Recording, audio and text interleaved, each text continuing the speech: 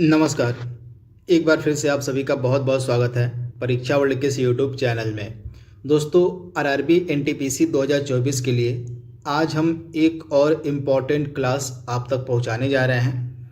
आज का यह हमारा जो वीडियो है आपके आगामी एनटीपीसी की परीक्षा के लिए बहुत ही ज़्यादा महत्वपूर्ण है, क्योंकि यह एक ऐसा टॉपिक है जिससे प्रीवियस ईयर के एनटीपीसी के परीक्षा में बहुत सारे प्रश्न पूछे गए हैं।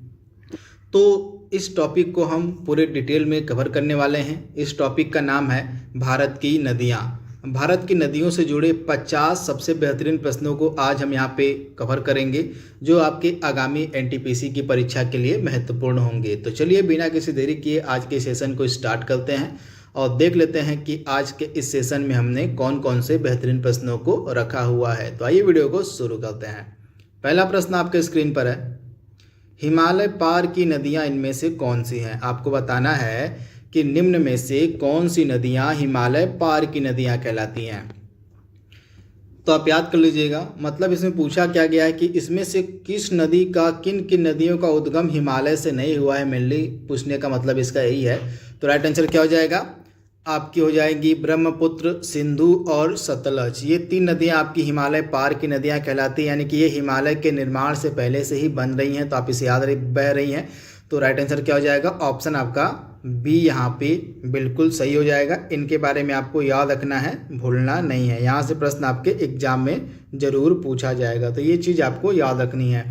तीनों ही जो नदियाँ हैं ये तिब्बत से आती हैं, प्रवेश करती हैं। तो ये फैक्ट आप याद देखिए, तीनों ही नदियाँ, इन तीनों का उद्गम जो है तिब्बत से ही होता है। तो ब्रह्मपुत्र, सिंधु, सतलज आपका राइट आंसर हो जाएगा। भारत की बृहत्तम नदी इसमें से कौन सी है। तो भारत की बृहत्तम या भारत की सबसे बड़ी नदी इसमें से कौन सी हो जाएगी, तो गंगा। आप याद रखिएगा, गंगा जो है भारत की सबसे बड़ी रिवर है, सबसे बड़ी नदी है। तो ऑप्शन आपका डी यहाँ पे 100% सही हो जाएगा। अगला प्रश्न आपके स्क्रीन पर है, गंगा नदी को बांग्लादेश में किस नाम से जाना जाता है। गंगा नदी को बांग्लादेश में किस नाम से जाना जाता है। तो राइट आंसर आपका क्या हो जाएगा, पद्मा। आप याद कर लीजिएगा, गंगा नदी को बांग्लादेश में पद्मा नाम से जाना जाता है। तो ऑप्शन ए आपका यहाँ पे सही है।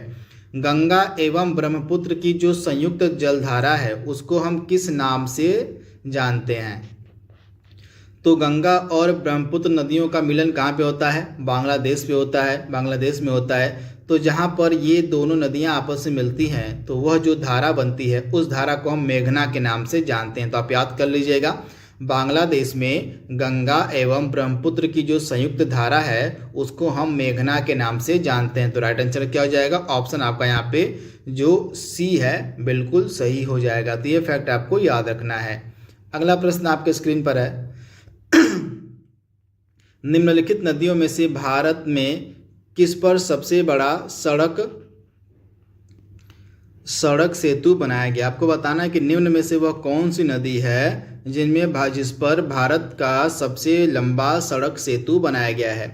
तो राइट आंसर क्या हो जाएगा, गंगा नदी पर, यानी कि गंगा रिवर पर। ऑप्शन आपका सी यहाँ पे सही हो जाएगा। सुंदरवन डेल्टा कौन सी नदी बनाती है। जो सुंदरवन का फेमस डेल्टा है इसका जो निर्माण है कौन सी नदी करती है, आपसे पूछा जा रहा है। तो राइट आंसर क्या हो जाएगा, गंगा व ब्रह्मपुत्र की दोनों नदियां मिलकर सुंदरवन डेल्टा का निर्माण करती हैं। तो ऑप्शन आपका सी यहाँ पे 100% सही है। अगला प्रश्न आपके स्क्रीन पर है, निम्नलिखित में से कौन सी नदी का उद्गम भारत में नहीं होता है।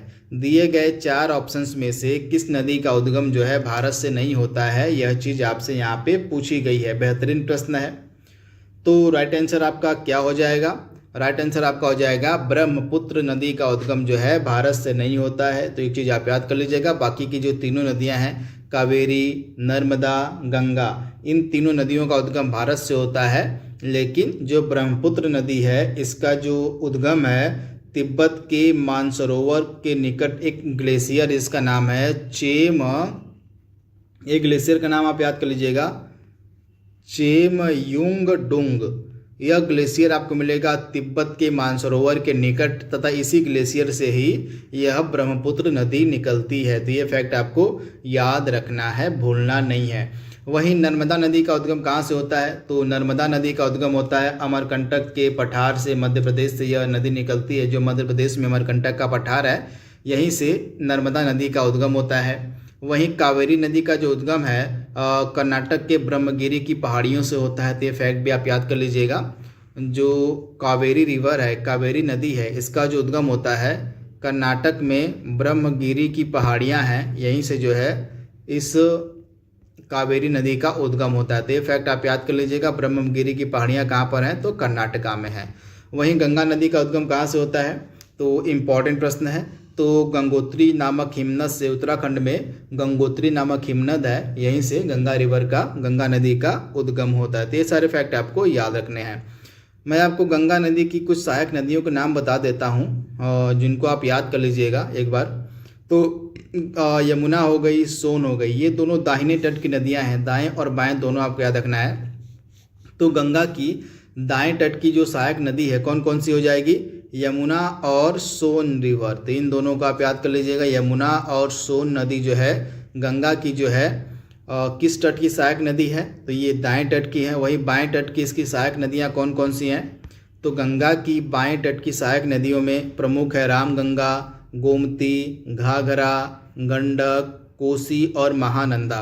तो लास्ट की जो नदी मैंने आपको बताई है महानंदा, यह गंगा की सबसे आखिरी सहायक नदी है जो बाएं तट से मिलती है। तो ये फैक्ट भी आप याद कर लीजिएगा। ये कई बार एग्जाम में पूछा गया है कि गंगा नदी की सबसे आखिरी जो ट्रिब्यूटरी है, सहायक नदी है जो बाएं तट से मिलती है, उसका क्या नाम है? तो राइट आंसर आपका हो जाएगा महानंदा रिवर। तो ये फैक्ट भी आपको याद रखना है।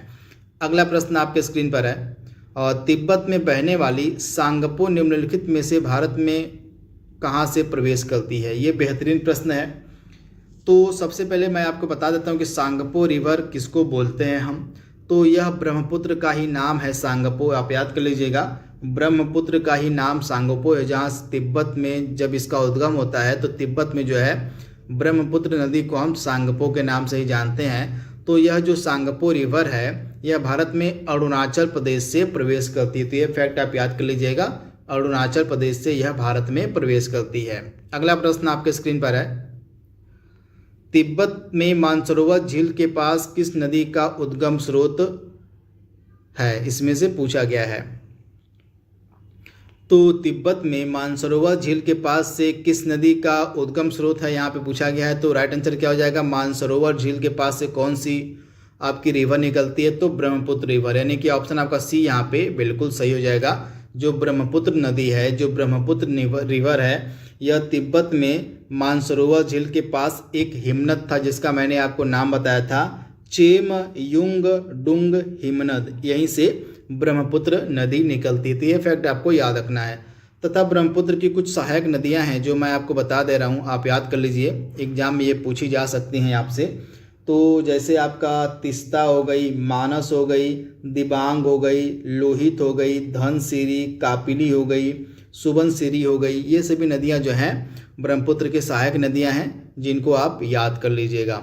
और विश्व का सबसे बड़ा जो नदी द्वीप है माजुली नदी द्वीप, जो कि असम में है, इसका जो निर्माण है कौन सी नदी करती है आपको बताना है। तो आप याद कर लीजिएगा, विश्व का जो सबसे बड़ा नदी द्वीप है यह ब्रह्मपुत्र नदी पर है असम में, और इसका नाम क्या है? तो माजुली। इसके बारे में आपको याद रखना है। अब यह एक जिला भी बन गया है असम का, तो इसके बारे में आप याद कर लीजिएगा। तो इसका जो निर्माण है यह ब्रह्मपुत्र नदी करती है। तो ये फैक्ट आपको क्लियर कर लेना है। ऑप्शन आपका डी यहाँ पे 100% सही हो जाएगा। अगला प्रश्न आपके स्क्रीन पर है, निम्नलिखित में से किस नदी को बिहार का शोक कहा जाता है? ये करंट का भी आपका प्रश्न बन सकता है, क्योंकि हाल ही में इस नदी ने बिहार में बहुत ज़्यादा तबाही मचाई हुई है। तो इस नदी का नाम है कोसी रिवर। तो आप याद कर लीजिएगा, जो कोसी नदी है, जो कोसी रिवर है, इसको जो है बिहार का शोक कहा जाता है। तथा वर्तमान में कोसी नदी बिहार में बहुत ज़्यादा तबाही मचा रही है, क्योंकि बाढ़ जो है प्रत्येक बिहार के इलाकों में, जो मुख्य इलाके हैं जहाँ से नदी बहती है, उन इलाकों में बाढ़ का पानी पहुँच चुका है। तो एक चीज़ आप याद कर लीजिएगा, इसी कारण से यह जो नदी है इसको बिहार का शोक कहा जाता है। तथा यह अपने जो है अपना जो पथ है बहुत बार बदलती है। तो इसी कारण से अपने पथ बदलने के कारण भी यह काफ़ी खूंखार हो जाती है, जिस कारण से इस नदी को हम बिहार का शोक भी कहते हैं। तो ये फैक्ट आपको याद रखना है। और दक्षिण भारत की सबसे लंबी नदी यहाँ पे पूछी गई है कि दक्षिण भारत की सबसे लंबी नदी कौन सी है। बेहतरीन प्रश्न है। तो राइट आंसर क्या हो जाएगा? दक्षिण भारत की जो सबसे लंबी नदी है, आपका राइट आंसर हो जाएगा गोदावरी, यानी कि ऑप्शन आपका ए यहाँ पे बिल्कुल सही हो जाएगा। जो गोदावरी रिवर है, जो गोदावरी नदी है, यह दक्षिण भारत की सबसे लंबी नदी है। यह निकलती कहाँ है? तो यह निकलती है नासिक, एक डिस्ट्रिक्ट है कहाँ का? तो महाराष्ट्र का। नासिक डिस्ट्रिक्ट है महाराष्ट्र का, तथा नासिक में एक जगह है त्र्यंबकेश्वर। तो ये जगह आप याद कर लीजिएगा, त्र्यंबकेश्वर। इसी जगह मैं यहाँ पे लिख देता हूँ, त्र्यंबकेश्वर, इस प्रकार से लिखा जाएगा, त्र्यंबकेश्वर। तो यह एक जगह है जो कि आपके महाराष्ट्र के नासिक में पड़ती है। यहीं से यह नदी निकलती है जिसका नाम है गोदावरी रिवर। तो इसके बारे में आप याद कर लीजिएगा। यह प्रायद्वीपीय भारत की सबसे लंबी नदी भी कही जाती है। तो ये फैक्ट भी आप याद कर लीजिएगा। और गोदावरी को हम दक्षिण की गंगा भी कहते हैं। तो ये सारे फैक्ट आपको याद रखने हैं। वहीं गोदावरी की कुछ सहायक नदियों के नाम मैं आपको बता दे रहा हूँ जो आपसे पूछे जाएंगे एग्जाम में, तो आप नोट डाउन कर लीजिएगा। पेन गंगा, पेन गंगा होगा यहाँ पे, पेन गंगा। इसके अलावा आपकी इंद्रावती हो गई, इंद्रावती नदी भी इसकी सहायक नदी है। इंद्रावती के बाद आपकी वेन गंगा हो जाएगी, वेन गंगा भी गोदावरी की ही सहायक नदी है। इसके अलावा वर्धा, इसे भी आप याद कर लीजिएगा, वर्धा एक रिवर का नाम है, यह भी इसकी सहायक ही नदी है। इसके अलावा सबरी हो गया, सबरी, प्रवरा हो गई, प्रवरा। इसके बाद आपकी एक और नदी है जिसका नाम है मंजीरा। तो ये सभी जो है सहायक नदियां हैं किसकी? तो गोदावरी की। इनको आपको याद रखना है, भूलना नहीं है। यहाँ से प्रश्न आपके एग्जाम में जरूर पूछा जाएगा। तो राइट आंसर क्या हो जाएगा? गोदावरी जो है दक्षिण भारत की सबसे लंबी रिवर है, सबसे लंबी नदी है। अगला प्रश्न आपके स्क्रीन पर है, निम्नलिखित नदियों में से कौन सी नदी बंगाल का शोक कहलाती है? पीछे हमने बात की थी बिहार का शोक कौन सी नदी कहलाती है। अब यहाँ पे हम किसकी बात कर रहे हैं? तो यहाँ पे हम बात कर रहे हैं बंगाल का शोक कौन सी रिवर कहलाती है, कौन सी नदी कहलाती है। बेहतरीन प्रश्न है। तो राइट आंसर क्या हो जाएगा? दामोदर नदी, यानी कि ऑप्शन आपका डी यहाँ पे बिल्कुल सही हो जाएगा। दामोदर रिवर को, दामोदर नदी को जो है बंगाल का शोक कहा जाता है। तो ये फैक्ट आपको याद रखना है। इस नदी का उद्गम जो है छोटा नागपुर के पठार से होता है, छोटा नागपुर के पठार से यह नदी निकलती है।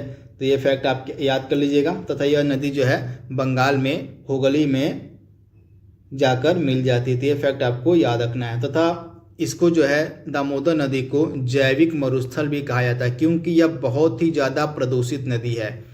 बहुत ही ज़्यादा प्रदूषित होने के कारण इसको जो है हम जैविक मरुस्थल की संज्ञा भी देते हैं। जैविक मरुस्थल के नाम से भी इसको जाना जाता है। तो इस रिवर का क्या नाम है? दामोदर रिवर। इसको जो है बंगाल का शोक भी हम कहते हैं। तो ये सारे फैक्ट जो मैंने आपको बताए हैं आपको याद रखने हैं। आपको उन दो नदियों के नाम बताने हैं जो अमरकंटक के पठार से निकलती हैं परंतु वे अलग अलग दिशाओं में बहती हैं। आपको बताना है इसका राइट आंसर। तो इनमें से दो नदियां कौन सी हैं जो अमरकंटक के पठार से निकलती हैं लेकिन अलग अलग दिशाओं में बहती हैं? तो राइट आंसर आपका क्या हो जाएगा? राइट आंसर हो जाएगा एक तो आपकी नर्मदा हो जाएगी और एक आपकी सोन हो जाएगी। ये दोनों नदियां जो हैं अमरकंटक के पठार से ही निकलती हैं परंतु जो है दोनों ही अलग अलग दिशाओं में बहती हैं। तो नर्मदा नदी किधर बहती है? नर्मदा नदी आपकी पश्चिम की तरफ बहती है और अरब सागर में गिर जाती है। जो नर्मदा रिवर है यह पश्चिम की तरफ बहती है और यह अरब सागर में गिरती है। वहीं जो सोन नदी है यह ऊपर उत्तर की तरफ बहती है। इसे आप याद कर लीजिएगा, उत्तर की तरफ बहती है और यह बिहार में जाकर पटना के निकट जो है किससे मिल जाती है? तो यह जो है मिल जाती है आपकी गंगा रिवर से। तो दोनों ही नदियां अमरकंटक के पठार से निकलती हैं परंतु दोनों ही अलग अलग दिशाओं में बहती हैं।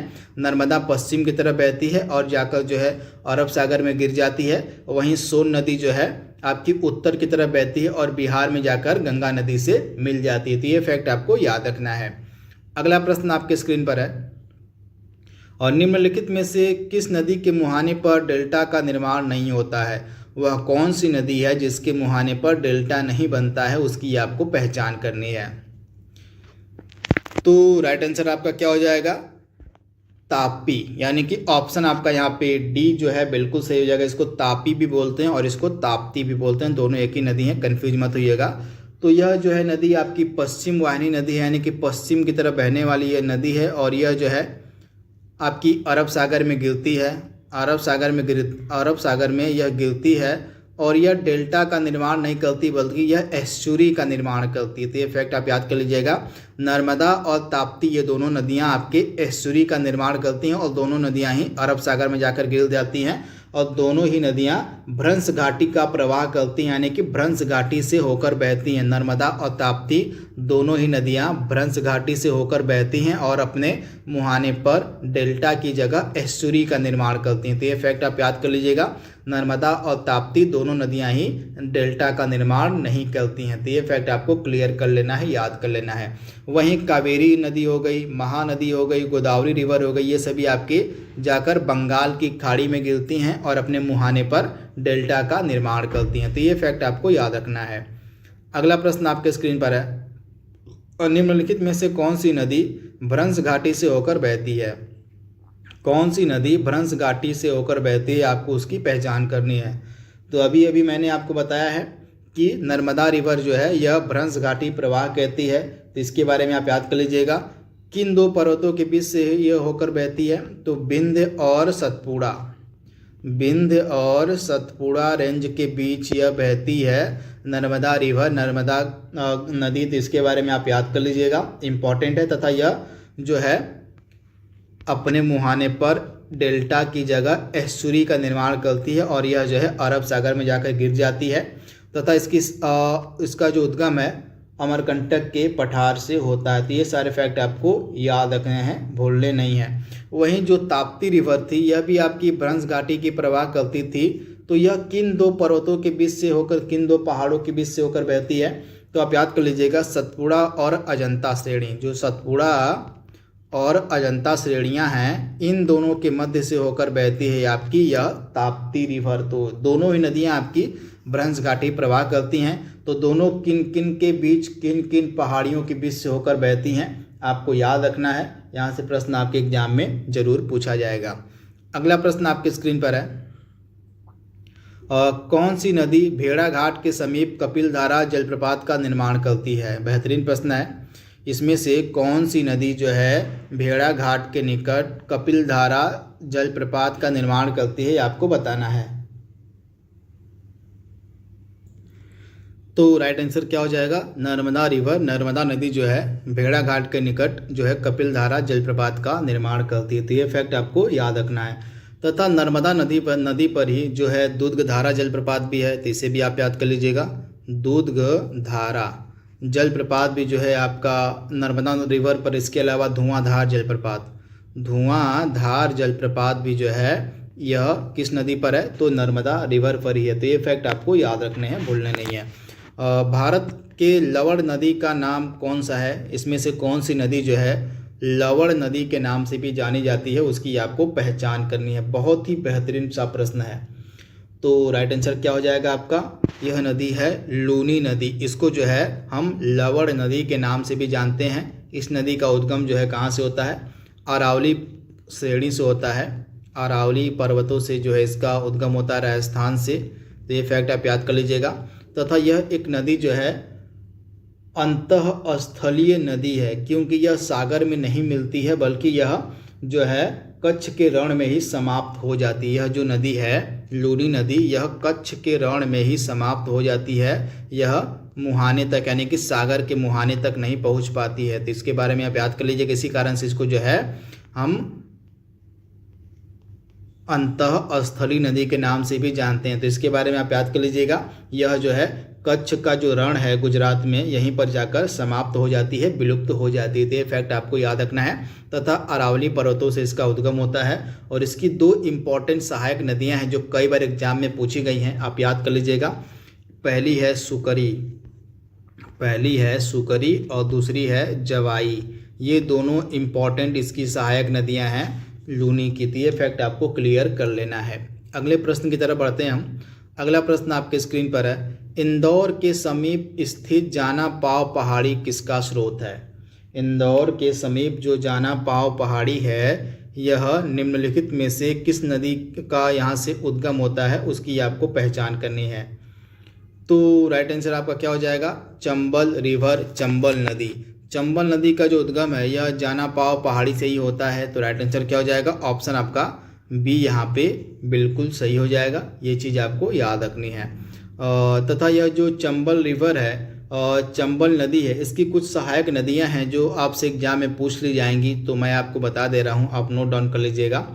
तो कौन कौन सी हो जाएंगी चंबल की सहायक नदियां, एक तो पार्वती हो जाएगी, पार्वती को आप याद कर लीजिए, पार्वती। पार्वती के बाद आपकी हो जाएगी बनास, इसकी सहायक नदी है, बनास हो गई, पार्वती बनास। इसके अलावा क्षिप्रा, इसको भी आप याद कर लीजिएगा, क्षिप्रा, यह भी इसी की सहायक नदी। इसके अलावा काली सिंध भी चंबल की ही सहायक रिवर है, सहायक नदी है। तो ये चीज़ आपको क्लियर कर लेनी है, याद कर लेनी है। और निम्नलिखित में से किस नदी को उड़ीसा का हम शोक कहते हैं, उड़ीसा का शोक किस नदी को कहा जाता है, यह आपको बताना है, इसकी आपको पहचान करनी है। तो राइट आंसर क्या हो जाएगा, महानदी को। ऑप्शन आपका यहाँ पे जो ए है बिल्कुल सही हो जाएगा। जो महानदी है इसको जो है उड़ीसा का हम शोक भी कहते हैं। तो ये फैक्ट आपको क्लियर कर लेना है, याद कर लेना है, यहाँ से प्रश्न आपके एग्जाम में जरूर पूछा जाएगा। वहीं जो महानदी है इसका उद्गम कई बार एग्जाम में पूछा गया है। तो महानदी के बारे में आपको याद रखना है कि महानदी का जो उद्गम है यह कहाँ से होता है। तो यह जो महानदी है यह कहाँ से निकलती है, तो महानदी का जो उद्गम है यह छत्तीसगढ़ से होता है। तो एक चीज़ आपको याद रखनी है, छत्तीसगढ़ से जो है महानदी निकलती है। छत्तीसगढ़ में कहाँ से, तो छत्तीसगढ़ में एक पहाड़ी है जिसका नाम है सिंहावा की पहाड़ी। सिंहावा पहाड़ी से जो है यह महानदी निकलती है। तो ये चीज़ आपको याद रखनी है। और इसकी कुछ सहायक नदियां हैं, इनको आप याद कर लीजिए। जैसे आपका हसदेव हो गई, हसदेव हो गई, ईब, ईब भी इसकी सहायक नदी है, ईब इसकी सहायक नदी है। ईब के अलावा तेल हो गई, शिवनाथ हो गई, तेल और शिवनाथ, ये सभी जो है महानदी की सहायक नदियां हैं। तो इनको आप याद रखिएगा। अगला प्रश्न आपके स्क्रीन पर है, निम्नलिखित में से कौन सी नदी एस्चुरी नहीं बनाती है, निम्न में से कौन सी नदी एस्चुरी नहीं बनाती है। एस्चुरी की जगह वह डेल्टा का निर्माण करती है। तो राइट आंसर क्या हो जाएगा, महानदी, यानी कि ऑप्शन आपका डी यहाँ पे बिल्कुल सही हो जाएगा। महानदी जो है गिरती है कहाँ, महानदी जो है यह जो है आपके डेल्टा का निर्माण करती है और बंगाल की खाड़ी में जाकर गिर जाती है। बाकी की ऊपर की जो तीनों नदियां हैं डेल्टा का निर्माण नहीं करती, बल्कि ये तीनों जो है एस्चुरी का निर्माण करती हैं। तो ये फैक्ट आपको याद रखना है, केवल एक नदी है महानदी इन चार ऑप्शनों में से जो डेल्टा का निर्माण करती है। और निम्नलिखित में से कौन सी नदी डेल्टा नहीं बनाती है, तो इसमें से आपकी गंगा डेल्टा बनाती है, गोदावरी डेल्टा बनाती है, महानदी बनाती है, लेकिन ताप्ती रिवर जो है डेल्टा नहीं बनाती है, बल्कि यह एस्चुरी का निर्माण करती है। और क्षिप्रा नदी निम्न में से किस नदी की सहायक है, मतलब किसकी सहायक नदी है। क्षिप्रा जो है किसकी सहायक रिवर है, किसकी सहायक नदी है। तो इसके बारे में हमने बात की थी। चंबल नदी की सहायक नदियों के बारे में मैंने आपको बताया था कि चंबल की कौन कौन सी सहायक इम्पोर्टेंट नदियां हैं, उनमें से एक सहायक नदी है क्षिप्रा। तो इसके बारे में आप याद कर लीजिएगा। इसके अलावा पार्वती हो गई, बनास हो गई, काली सिंध हो गई, ये सभी भी चंबल की सहायक रिवर हैं, सहायक नदियां हैं। कौन सी नदी अमरकंटक के पठार से नहीं निकलती है, बेहतरीन सा प्रश्न है। निम्न में से कौन सी नदी अमरकंटक के पठार से नहीं निकलती है। तो नर्मदा निकलती है, तवा निकलती है, सोन निकलती है, लेकिन गोदावरी रिवर जो है अमरकंटक के पठार से नहीं निकलती, बल्कि यह नासिक के निकट त्र्यंबकेश्वर नामक स्थान से यह गोदावरी रिवर निकलती है, गोदावरी नदी निकलती है। तो राइट आंसर क्या हो जाएगा, ऑप्शन ए गोदावरी रिवर। अगला प्रश्न आपके स्क्रीन पर है, और निम्नलिखित में से किस नदी को हम वृद्ध गंगा के नाम से भी जानते हैं। बूढ़ी गंगा किसे कहा जाता है, इसमें से उस नदी की आपको पहचान करनी है जिसको जो है बूढ़ी गंगा के नाम से जाना जाता है। तो राइट आंसर आपका क्या हो जाएगा, राइट आंसर आपका हो जाएगा कावेरी को, यानी कि ऑप्शन आपका यहाँ पे ए जो है बिल्कुल सही हो जाएगा। कावेरी को जो है बूढ़ी गंगा के नाम से जाना जाता है। वहीं गोदावरी को जो है दक्षिण गंगा कहा जाता है, गोदावरी को जो है दक्षिण गंगा के नाम से जाना जाता है, तथा गोदावरी जो है प्रायद्वीपी भारत की सबसे लंबी रिवर भी है। तो ये फैक्ट आप याद रखिएगा। वहीं कावेरी नदी का उद्गम कहाँ से होता है? तो कर्नाटक के ब्रह्मगिरी की पहाड़ियों से यह कावेरी नदी निकलती है। तो ये फैक्ट आपको क्लियर करना है। वेनगंगा और पेनगंगा किसकी सहायक नदियाँ हैं? वेनगंगा और पेनगंगा किसकी सहायक नदियाँ हैं? तो ये दोनों इंपॉर्टेंट सहायक नदियाँ हैं गोदावरी की, यानी कि ऑप्शन आपका ए यहाँ पे बिल्कुल सही है। इसके अलावा पेनगंगा, वेनगंगा के अलावा वर्धा हो गई, वर्धा के अलावा मंजीरा हो गई, मंजीरा के अलावा इंद्रावती हो गई, इंद्रावती के अलावा प्राणहिता हो गई। तो ये सभी जो हैं इम्पॉर्टेंट सहायक नदियां हैं गोदावरी की, तो इनको आपको याद रखना है। इसके अलावा प्रवरा भी जो है गोदावरी की सहायक रिवर है, सहायक नदी है। प्रवरा के अलावा सबरी भी, सबरी को भी आप याद कर लीजिए, यह सहायक नदी है गोदावरी की। अगला प्रश्न आपके स्क्रीन पर है, भारत की सबसे लंबी नदी जिसका उद्गम और मुहाना दोनों जो है भारत में स्थित है। तो राइट आंसर आपका क्या हो जाएगा? राइट आंसर आपका हो जाएगा यहाँ पे दिए गए ऑप्शन, दिए गए प्रश्न के अनुसार आपका राइट आंसर आप हो जाएगा गोदावरी, क्योंकि यह गोदावरी जो है भारत की दूसरी सबसे बड़ी नदी है। पहली तो आपकी गंगा हो जाएगी, लेकिन गंगा नदी का उद्गम तो भारत में होता है, लेकिन इसका मुहाना भारत में नहीं बल्कि बांग्लादेश में है। तो ये फैक्ट आप याद कर लीजिएगा, बांग्लादेश में जो है गंगा नदी का मुहाना है। तो यहाँ पे पूछा क्या गया है कि उद्गम और मुहाना दोनों ही भारतीय क्षेत्र में है। तो आपको याद रखना है, उद्गम तो गंगा नदी का भारत में ही होता है, लेकिन इसका मुहाना भारत में नहीं है बल्कि बांग्लादेश में है। तो ये चीज़ आपको क्लियर कर लेना है, याद कर लेना है, कन्फ्यूजन नहीं रखना है। तो राइट आंसर क्या हो जाएगा? गोदावरी रिवर। गोदावरी रिवर का उद्गम भी भारत में है और इसका मुहाना भी भारत में है। तो राइट आंसर आपका गोदावरी हो जाएगा। ये फैक्ट आपको याद रखना है। कावेरी नदी का उद्गम स्रोत कहाँ से है? तो मैंने आपको बताया है, कावेरी नदी जो है कर्नाटक के ब्रह्मगिरी की पहाड़ियों से निकलती है। तो ऑप्शन ए आपका यहाँ पे सही हो जाएगा। अगला प्रश्न आपके स्क्रीन पर है, कावेरी नदी गिरती कहाँ पर है? कावेरी नदी कहाँ पर गिरती है आपको बताना है। तो कावेरी नदी का जो मुहाना है यह आपका बंगाल की खाड़ी में ही है। तो आप याद कर लीजिएगा, बंगाल की खाड़ी में इसका मुहाना है। ऑप्शन ए आपका बिल्कुल सही है। कावेरी नदी का जो जल विवाद है यह किन दो राज्यों के मध्य है? आपको पहचान करनी है उन राज्यों की जिनके मध्य जो है कावेरी नदी का जल विवाद है। तो राइट आंसर क्या हो जाएगा? कर्नाटक और तमिलनाडु के मध्य। आप याद कर लीजिएगा, कर्नाटक और तमिलनाडु के मध्य जो है कावेरी नदी जल विवाद है। ऑप्शन आपका डी यहाँ पे सही हो जाएगा। इंपॉर्टेंट प्रश्न है। अगला प्रश्न आपके स्क्रीन पर है, इसमें से किस नदी को उसकी पवित्रता के कारण दक्षिण भारत की गंगा कहा जाता है?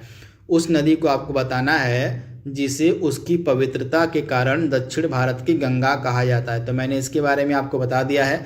दक्षिण की गंगा हम किस नदी को कहते हैं? गोदावरी को कहते हैं, यानी कि ऑप्शन आपका बी यहाँ पे 100% सही हो जाएगा, गोदावरी नदी को। निम्नलिखित में से वह कौन सी नदी है जो एक भ्रंश घाटी रिफ्ट वैली से होकर बहती है? तो आप याद कर लीजिएगा, नर्मदा नदी के अलावा ताप्ती नदी, ये दोनों नदियां जो है भ्रंश घाटी प्रवाह करती हैं और ये दोनों ही नदियां पश्चिम दिशा की तरफ बहती हैं और जाकर अरब सागर में गिर जाती हैं तथा अपने मुहाने पर एस्चुरी का निर्माण करती हैं। अगला प्रश्न आपके स्क्रीन पर है, हिमालय काट कर एवं बहकर आने वाली नदियाँ कौन, यानी कि हिमालय के उस पार से आने वाली नदियाँ कौन कौन सी हो जाएंगी? ब्रह्मपुत्र हो जाएगी, सतलुज हो जाएगी और सिंधु हो जाएंगी। ये तीनों जो नदियां हैं हिमालय के उस पार से आती हैं। तो ब्रह्मपुत्र के बारे में मैंने आपसे बात कर ली है। आइए बात कर लेते हैं सतलज रिवर के बारे में, सतलज नदी के बारे में कि इसका उद्गम कहाँ से होता है।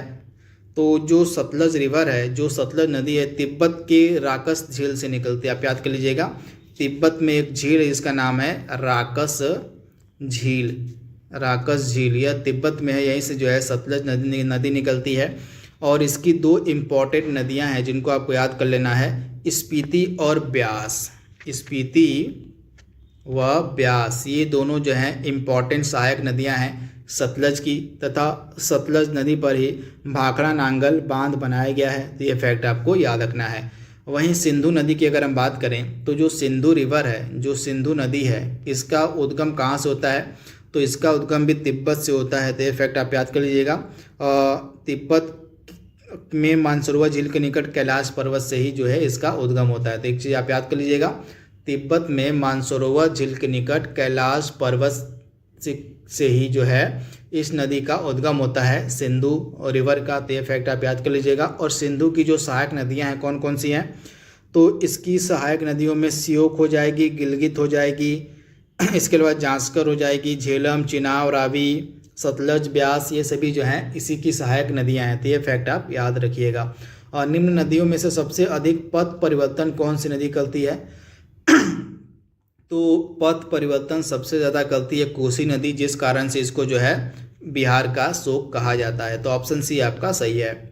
अगला प्रश्न आपके स्क्रीन पर है, मानस नदी किसकी उपनदी है, यानी कि मानस किसकी सहायक नदी है, तो यह जो है ब्रह्मपुत्र की सहायक नदी है। मानस के अलावा और कौन कौन सी इसकी सहायक नदियाँ हैं, तो दिबांग हो गई, दिबांग को आप याद कर लीजिए। इसके अलावा लोहित हो गई, लोहित भी इसकी सहायक नदी है। दिबांग हो गई, लोहित हो गई, धनसिरी भी इसकी सहायक नदी है, तो इसको भी आप याद कर लीजिए। तो ये इसकी सहायक नदियाँ हैं जो आपसे एग्जाम में पूछी जाएंगी। इसके अलावा तीस्ता भी हो गई, तीस्ता को भी आप याद कर लीजिए। ये सभी ब्रह्मपुत्र की सहायक नदियाँ हैं, मानस, दिबांग, लोहित, धनसिरी, तीस्ता। अगला प्रश्न आपके स्क्रीन पर है, निम्नलिखित में से किस नदी को भूमि बंधित नदी कहा जाता है, तो भूमि बंधित नदी हम बोलते हैं लूनी नदी को, क्योंकि यह जो है सागर में न मिलकर कच्छ के रण में ही समाहित हो जाती है। कच्छ का जो रण है इसी में समाहित हो जाती है, जिस कारण से इसको जो है भूमि बंधित नदी कहा जाता है। अगला प्रश्न आपके स्क्रीन पर है, प्रायद्वीपीय भारत की सबसे बड़ी नदी कौन सी हो जाएगी, गोदावरी हो जाएगी। ऑप्शन आपका बी यहाँ पे 100% सही है।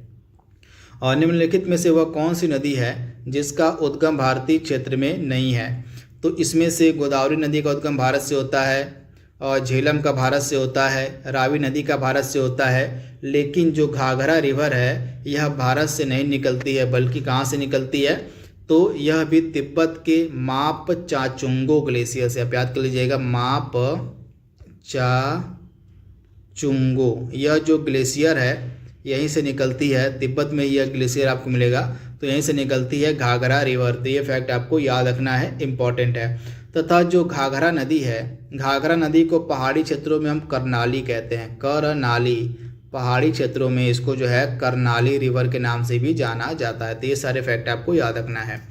वहीं अगला इम्पॉर्टेंट रिवर आपकी है, सबसे पहले बात कर लेते हैं झेलम के बारे में, कि झेलम नदी का उद्गम कहाँ से होता है, तो वेरीनाग झरने से। इसे भी आप याद कर लीजिए, वेरीनाग झरने से जो है इसका उद्गम होता है झेलम नदी का। तो ये फैक्ट आप याद कर लीजिएगा। तथा झेलम नदी से ही जो वुलर झील है वह होकर बहती, वुलर मतलब झेलम नदी जो है वुलर झील से होकर बहती है। वुलर झील जो आपकी श्रीनगर में है यहीं से होकर झेलम नदी बहती है, तथा यह वेरीनाग झरने से निकलती है। अगला प्रश्न आपके स्क्रीन पर है, निम्नलिखित में से कौन सी नदी है जिसका उद्गम भारतीय क्षेत्र में नहीं होता है, तो इसमें से आपकी ब्रह्मपुत्र का उद्गम भारतीय क्षेत्र में नहीं है, बल्कि अब बाकी की आपकी महानदी हो गई, रावी हो गई, चिनाब हो गई, इनका उद्गम जो है भारत में ही होता है। लेकिन जो आपकी ब्रह्मपुत्र नदी है इसका उद्गम जो है भारत में नहीं होता बल्कि तिब्बत से होता है। और निम्नलिखित नदियों में से किसका उद्गम भारत में नहीं है, तो इसमें से आपकी रावी का है, चिनाब का है, ब्यास का है, लेकिन सतलज नदी का उद्गम भारत से नहीं है। तो इसी तरह के प्रश्न आपसे एग्जाम में पूछे जाएंगे, तो इनको एक बार आप जरूर देख लीजिएगा। अगला प्रश्न है, बेतवा नदी किस में मिलती है, तो बेतवा नदी जो है यमुना की सहायक रिवर है, यमुना की सहायक नदी है। तो आप याद कर लीजिएगा, चंबल, सिंध, बेतवा, केन, ये सभी जो हैं यमुना की सहायक नदी। इसके अलावा हिंडन नदी भी, हिंडन भी जो है बेतवा की ही सहायक यमुना की ही सहायक नदी। तो हिंडन हो गई, बेतवा हो गई, बेतवा के अलावा सिंध हो गई, सिंध के अलावा और कौन सी नदी हो गई, तो चंबल हो गई, चंबल को भी आप याद करें, चंबल हो गया। इसके अलावा केन नदी भी जो है यमुना की ही सहायक है। अगला प्रश्न है, भारत में सबसे ऊंची ज्वार भित्ति वाली नदी कौन सी है, महत्वपूर्ण प्रश्न है। तो भारत में सबसे ऊंची ज्वार भित्ति वाली नदी आपकी हो जाएगी हुगली, यानी कि ऑप्शन आपका सी यहाँ पे बिल्कुल सही हो जाएगा, हुगली नदी। अगला प्रश्न है, इन पश्चिम वाहिनी नदियों में से कौन दो पर्वत श्रेणियों के मध्य से होकर बहती है, तो मैंने आपको पीछे वाले प्रश्नों में बताया था कि जो नर्मदा नदी है यह भ्रंश घाटी प्रवाह करती है, और यह जो है विंध्य पर्वत और सतपुड़ा पर्वत, विंध्य पर्वत और सतपुड़ा पर्वत के मध्य से होकर बहती है। तो राइट आंसर क्या हो जाएगा? नर्मदा नदी। भागीरथी और अलकनंदा गंगा में कहाँ मिलती हैं? भागीरथी और जो अलकनंदा नदी हैं ये गंगा में कहाँ मिलती हैं? तो राइट आंसर क्या हो जाएगा? देवप्रयाग में। ऑप्शन आपका जो डी है बिल्कुल सही हो जाएगा, देवप्रयाग में। अगला प्रश्न है आपके सामने, गंगा की सहायक नदियाँ जो नीचे वर्णित है कौन उत्तर की ओर प्रवाहित होती है, उत्तर की ओर बहती है? तो मैंने आपको बताया था कि जो सोन नदी है यह अमरकंटक के पठार से निकलकर जो है उत्तर की तरफ प्रवाहित होती है। तो ये फैक्ट आप याद कर लीजिएगा, सोन रिवर। तथा यह जो सोन नदी है यह गंगा में कहाँ पर मिलती है? तो पटना के निकट यह गंगा से मिल जाती है। तो ये फैक्ट आप याद कर लीजिएगा। तो सोन जो है उत्तर की तरफ प्रवाहित होती है। इनमें से कौन सी नदी कृष्णा नदी की सहायक नहीं है? कृष्णा नदी की सहायक नदी के बारे में यहाँ पे पूछा गया है। तो इसमें से कौन कृष्णा की सहायक नहीं है? तो सबसे पहले ये जान लेते हैं कृष्णा की सहायक नदियाँ इसमें से कौन कौन सी हैं। तो तुंगभद्रा है, मालप्रभा है, इसके अलावा आपकी घाट प्रभा है, लेकिन अमरावती जो है कृष्णा की सहायक नदी नहीं है। तो एक चीज़ आप याद कर लीजिएगा, अमरावती जो है कृष्णा की सहायक नदी नहीं है। तो एक चीज़ आपको याद रखना है। इसके अलावा कृष्णा की और कौन कौन सी सहायक नदियाँ हैं? तो कोयना को भी आप याद कर लीजिए, कोयना भी कृष्णा की सहायक नदी है। इसके अलावा पंचगंगा भी जो है कृष्णा की सहायक नदी है। इसके अलावा आपकी मूसी नदी आप याद कर लीजिए, मूसी नदी किनारे हैदराबाद शहर है, तो मूसी नदी भी जो है कृष्णा की ही सहायक नदी है। इसके अलावा मूसी के अलावा भीमा भी जो है कृष्णा की सहायक रिवर है। अगला प्रश्न आपके सामने है, इनमें से कौन सी नदी कच्छ के रण में समाहित होती है? तो लूनी आपका राइट आंसर हो जाएगा। निम्नलिखित में से कौन सी नदी प्रारंभ में अरुण नदी के नाम से जानी जाती है? तो इसको जो है हम बोलते हैं कोसी नदी। कोसी नदी को जो है स्टार्टिंग में जो आपका यहाँ ऊपरी इसका भाग है जहाँ से ये आती है, नेपाल से ये आती है, तो नेपाल वाले हिस्से में इसको ऊपरी वाले हिस्से में हम अरुण नदी के नाम से भी जानते हैं। तो ऑप्शन आपका बी यहाँ पे बिल्कुल सही हो जाएगा, कोसी नदी को। अगला प्रश्न है, तो यह लास्ट प्रश्न आपका था। इस प्रकार से टोटल 50 बेहतरीन प्रश्नों को हमने कवर कर लिया है जो आपके आज के टॉपिक हमारा था भारत की नदियाँ, उनसे बन सकते थे। यह वीडियो आपकी आगामी एनटीपीसी की परीक्षा के लिए बहुत ही ज़्यादा महत्वपूर्ण है। तो आज के लिए बस इतना ही। Thank you, thanks for watching.